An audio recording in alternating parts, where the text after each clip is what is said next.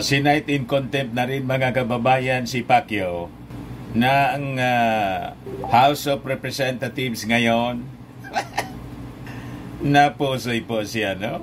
Si Pacquiao. Ayan ang breaking news mga kababayan ngayon. House panel cites alleged rapist Kibuloy in contempt. Ipapaaresto siya ng komite. Yan po ang mga laman ng balita ngayong hapon mga kababayan.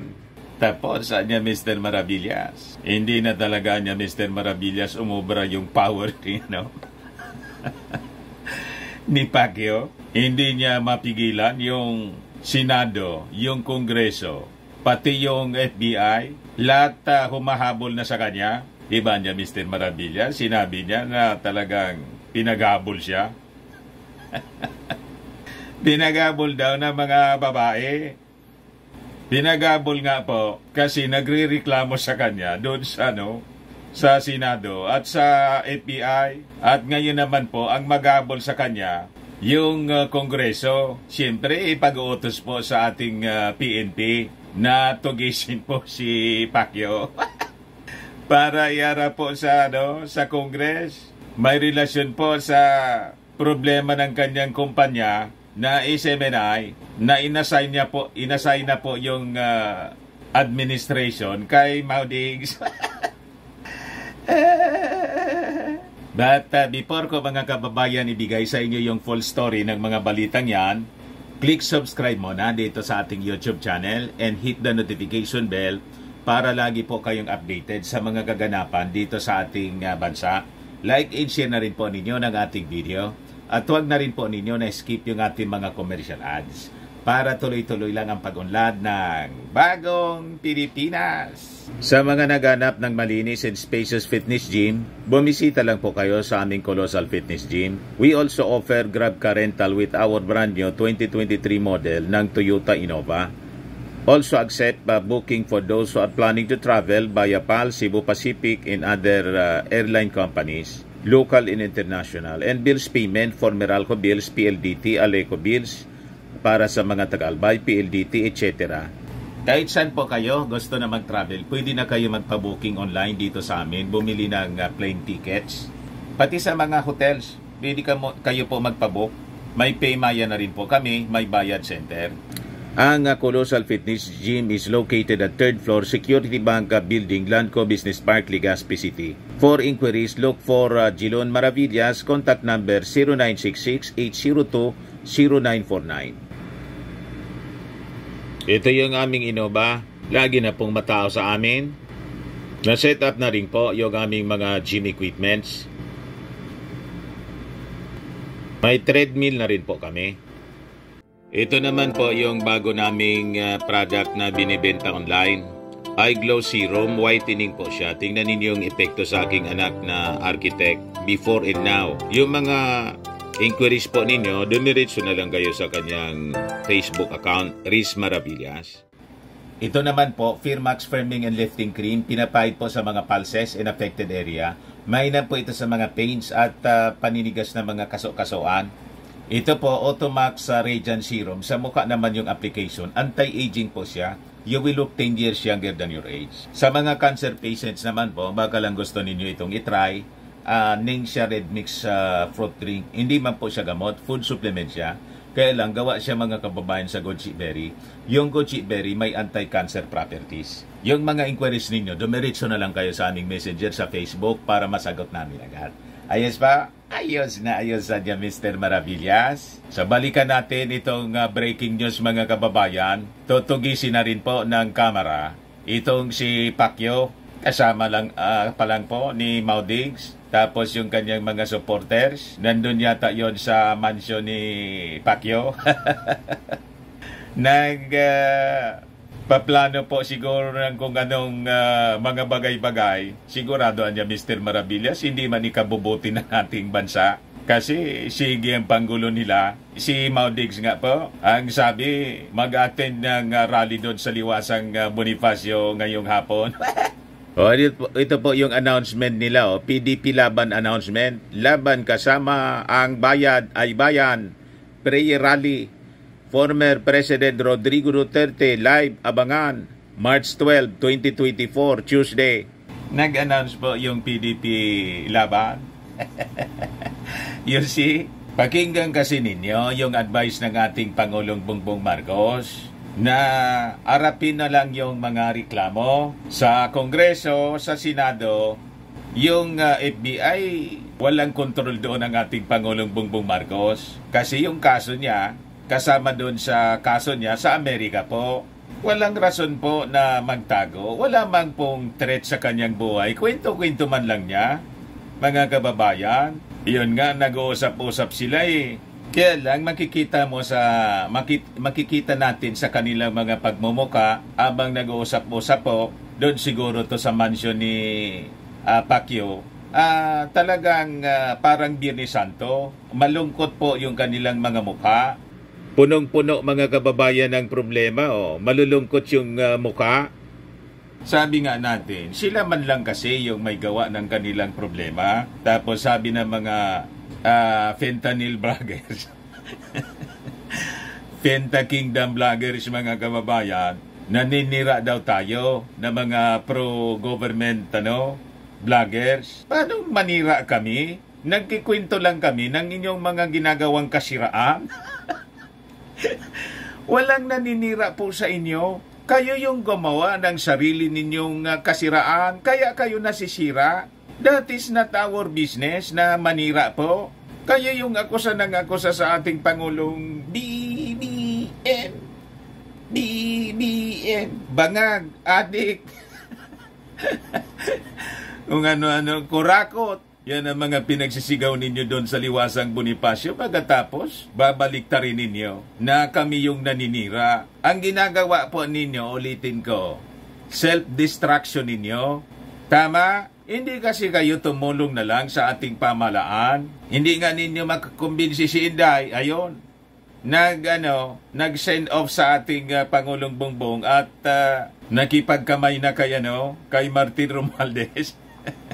Baka niya, Mr. Maravillas, napilitan lang makipagkamay. Malamang, pero inis na po niya, ni Mrs. Lisa Marcos. Alangan man makipagplastikan po. Pero yung mga defenders nilang mga Fenta Kingdom vloggers, all out sa paninira po kay First Lady Lisa Marcos. Grabe yung mga paninira ngayon kay First Lady Lisa Marcos. So gusto ninyong mangyari, pakitaan pa ng mabuting pag-uugali ng First Lady habang hinahamak yung kanyang mahal na asawa. Hindi man po pwede ang ganon. Ano kayo, sinisurte? Kayo na lang yung pagpasensyahan palagi. Tinatrato kayong mabuti ng Palasyo Malacanang ng First Lady. Pagkatapos, ganon-ganon yung gagawin ninyo. Tapos babantaan pa yung ating Pangulong Bongbong Marcos na matutulad sa kanyang tatay. Gusto ninyong patalsikin sa pwesto at iupo si Inday. Sinong nasa matinong pag-iisip mga kababayan ang itatrato kayong mabuti? Buti na lang yung ating Pangulong Bongbong Marcos, hindi kayo pinapatulan. Pero iba si Mrs. Lisa Marcos. Hindi man siya politiko eh. Tama pa? O ngayon, balikan natin itong kwento na na-cite in contempt na po ng Kongreso si Pacquiao. Hindi umobra yung power mga kababayan ni Kibs. House panel cites alleged rapist Kibuloy in contempt. Yan ang report mga kababayan published by Impact Leadership. Sabi dyan, ipaparisto rin siya ng komite. Kabataan Party List Representative Raul Manuel says, should Apollo Kibuloy fail to appear in the House Committee on Legislative Franchises hearing on Tuesday, March 12, the committee shall issue an arrest warrant against him. Hindi nga nag-appear, kaya kinontempt na po ngayon lang. Sa Kamara naman, dapat humarap din si Apollo Kibuloy sa committee hearing. Kung hindi, ipaparisto rin siya ng committee. Ayaw kasi ninyong irespeto yung ating mga authorities. Yang turo po ng Bible, magpasakop tayo sa gobyerno. Kasi assuming kayo na may-ari kayo ng universe. Appointed son. Walang ganun pong in-appoint si Jesus Christ. Basahin din niyo sa Bible kung nag-appoint siya. Di ba? Walang ina-appoint po. Mayroon po sa Bible, adopted son. You become adopted son pag ikaw ay tumanggap sa Kanya bilang Panginoon at personal Lord and Savior. Ganon. Pag ikaw ay naligtas, you become adopted son. Hindi po appointed. Walang appointment po na sinasabi. Di ba? Mali yung turo. Tapos pinalitan na yung posisyon ng ating Panginoong Jesucristo. Kailangan daw yung pirma niya para makapasok yung kaluluwa natin sa langit. Ayan, sabi dito. Ako ang huling pipirma sa kaligtasan ng tao. Pastor Apollo Kibuloy, appointed son of God. May ganon. You see, mga kababayan, kaya ayaw irespeto yung ating mga authorities.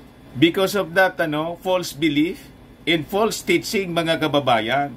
Inapakalinaw ang sinasabi sa Bible, magpasakop tayo sa mga authorities.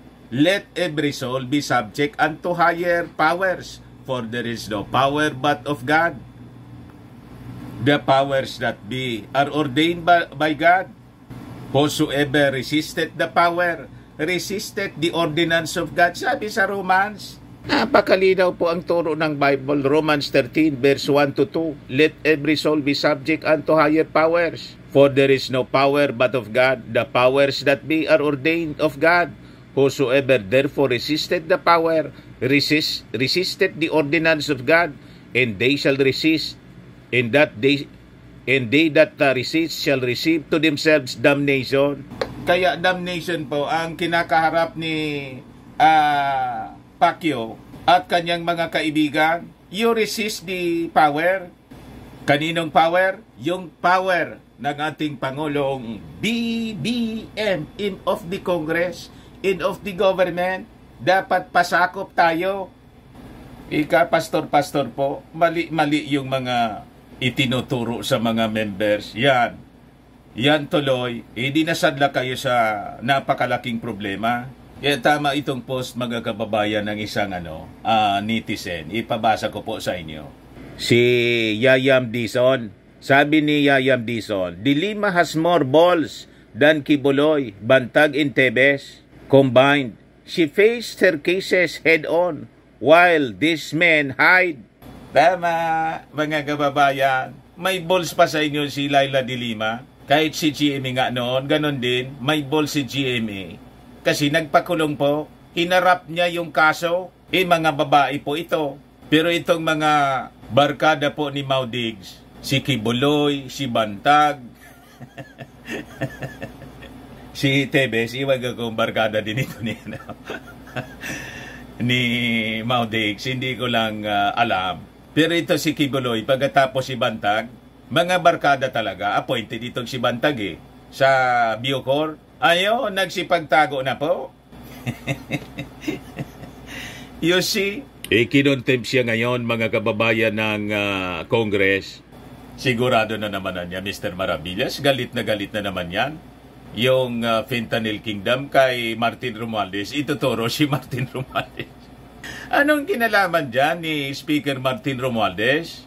Yung mga nag-file ng resolution po, mga militant congressmen, tama po? At saka may committee na in charge. At saka, tama naman po yung ginagawang investigasyon laban sa SMNI. Kasi yun po, ang SMNI, may franchise po galing sa Kongreso. So karapatan ng Kongresong pangalagaan yung ibinigay na franchise na hindi inaabuso ng kung sino-sino. Tama pa?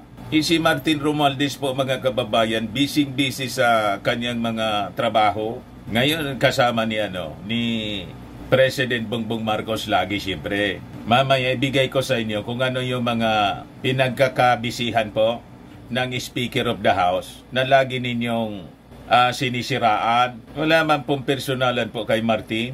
Balikan muna natin, mga kababayan, yung contempt So sabi rito, Surigao del Sur 2nd District Representative Johnny Pimentel moved to hold Quiboloy in contempt after the latter still failed to attend the panel's hearing on Tuesday. However, Abang Lingkod Party List Representative Joseph Stephen Paduano asked that Quiboloy's representative lawyer Ferdinand Topacio be heard first before the committee deliberates on Pimentel's motion.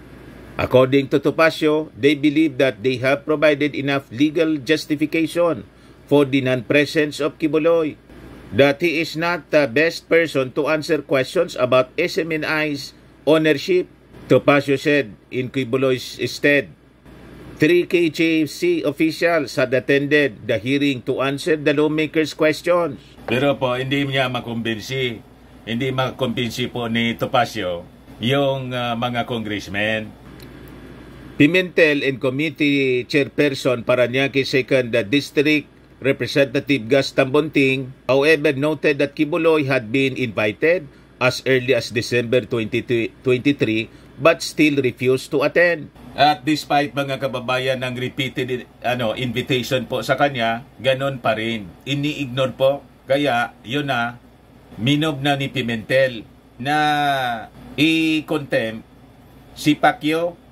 According to Pimentel, they're looking at 3 possible violations of SMNI's franchise. Section 4 mandates SMNI or Suara Sug Media Corporation, the legal name of SMNI, to provide at all times sound and balanced programming. Section 10 mandates SMNI to inform Congress about the sale of the company to other owners or on other major changes. Section 11 mandates the SMNI to offer at least 30% of its stock to the public.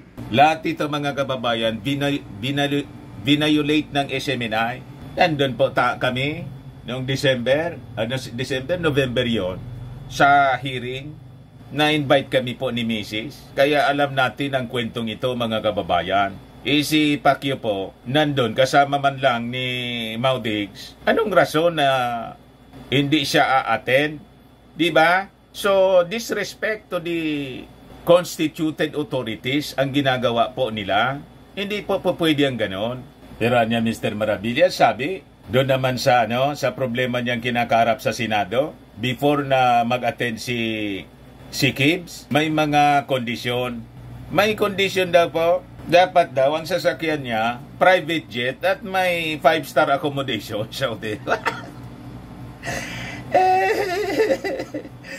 Demanding po. Ito yung balita dito sa usapang Kongreso. Demanding yan. Senate Minority Leader Risa Hontiveros shared the demands that alleged rapist Apollo Quiboloy made to the Senate Committee on Women in exchange for his attendance, including a private jet and 5-star accommodation.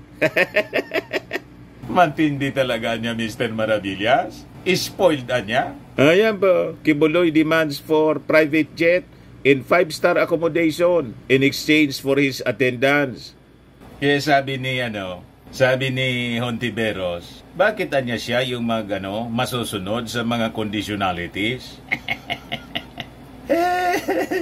At saka may reaction din po si Hontiveros mga kababayan doon sa pag-appoint kay Maudigs bilang administrator ng mga properties. Sabi po ni Hontiveros, ito anya nagre-reveal ng intertwined interest of the ex-chief executive referring to Maudigs and the alleged sex offender na si Apollo Quiboloy. Ayan po yung interview mga kababayan sa kanya ng Inquirer. Pakinggan po natin. Ewan ko kung gusto nilang iparating, pero yung mensaheng nakakarating sa publiko lalong dumadami ang mga issue. Lalong lumilinaw kung ganong intertwine ang mga interes, maging ang mga economic interes ni Duterte at ni Pastor Quiboloy. Dahil usually po ang nag-aatas ng isang administrator sa kanyang properties ay isang tao na hindi kayang siya ang mga siwa sa mga properties niya. So, ganon kataas, kalaki ang pagtitiwala at pagsasakamay ni Quiboloy kay Duterte sa kanyang mga ari-arian. May kasabihan pa nga, di ba? Tell me who your friends are and I'll tell you who you are. Isa pa, dahil ginawa niya iyon, pinasakamay niya kay Duterte yung kanyang pagmamayari, lalong kumakalat yung haka-haka na naghahanda siya, si Quiboloy, na tumakas dito sa Pilipinas. Kaya inuulit ko po ang aking panawagan sa Bureau of Immigration na siguruhin na sa lahat ng borders ng ating bansa, sa lahat ng mga ports of exit, ay hindi makatakas si Quiboloy. Ayan, pinapabantayan na sarado. Mga kababayan, yung appointed son. Kasi malamang anyang tumakas na ito dito sa ating bansa. Sabi po ni Ontiveros. O ngayon, with this latest development mga kababayan, na yung Kongreso naman po yung nag-contempt at malamang ipaaresto na po itong si Pacquiao, ituturo na naman si Martin Romualdez. Si Martin Romualdez po, busy sa kanyang trabaho, mga ginagawa. Ito po yung speaker na laging pinag-iinitan. Ano yan, Mr. Maravillas, na sinasabi niya? Ito pong pagtulong sa ating mga kababaihan. Sabi niya dyan mga kababayan, available na niya yung yung libreng mammogram and ultrasound for women from PhilHealth starting July. As the world celebrates the National Women's Month, Speaker Martin Romualdez beard that starting July this year, the Philippine Health Insurance Corporation will provide free annual mammogram in ultrasound services for Filipino women, a priority program of the Marcos administration. Romualdez made the announcement Tuesday following a meeting with the PhilHealth officials headed by its president and CEO, Emmanuel Ledesma Jr., before he left the country to accompany President Ferdinand Bongbong Marcos Jr. for his working visit in Berlin, Germany, and state visit to the Czech Republic. Ganyan mga kababayan mag-asikaso si Martin Romualdez. Kaya masyadong insecure po yung mga taga Finta Kingdom. Magtrabaho din kasi kayo ng maayos. Kaya sabi po ni Martin, I commend PhilHealth for their swift action in responding to our call to provide free mammogram and ultrasound examination to our women. This initiative reflects the commitment of the administration of President Marcos to prioritize the health and well-being of Filipino women, ensuring access to crucial preventive care. This is the best news we can give to the Filipino women, especially during Women's Month. Ayan po si Speaker Martin Romualdez. Sige lang po ang serbisyo sa ating mga mamamayang Filipino, abang yung mga taga Finta Kingdom po, siging pamirwisyo. Siging panggugulo po. Ayaw tigilan yung mga protest nila. Prayer rally daw na punong-puno ng pagmumura diyan po sa liwasang Bonifacio, at pupunta daw ngayon yung dating Pangulong Maudigs. Di bantayan natin kung ano na naman yung sasabihin po, kasi balibaliktad po yung mga pinagsabi sa mga speeches niya. Atake pagkatapos babawiin yung kanyang mga sinabi. Litong-lito na niya, Mr. Maravillas, yung mga Finta Kingdom vloggers ni Maudigs. Litong-lito na kung paano nila i-defend yung kanilang patron. But anyway, yun man lang po, mga kababayan. Ako po si Dante Maravillas. Bye-bye. God bless.